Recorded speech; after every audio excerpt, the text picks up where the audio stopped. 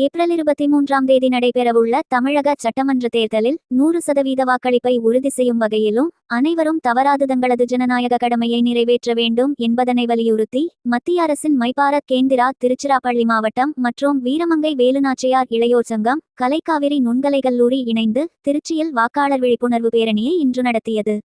பல்வேறு சிலம்பக்கூடத்தில் பயிற்சி பெறும் சிலம்ப மாணவ மாணவிகள் மற்றும் கலைக்காவிரி நுண்கலை கல்லூரி மாணவர்கள் என ஆயிரக்கணக்கானோர் பங்கேற்க அனைவரும் தவறாது வாக்களிப்போம், இதனை அனைவரிடத்திலும் கொண்டு சேர்த்து 100% வாக்களிப்பை எட்டுவோம் என உறுதிமொழியேற்றதுடன் திருச்சிராப்பள்ளி ஒழுங்கு நடவடிக்கை தீர்ப்பாயத்தின் ஆணையர் ராஜேந்திரன் அவர்கள் விழிப்புணர்வு பேரணியை கொடியசைத்து துவங்கி வைத்தார்.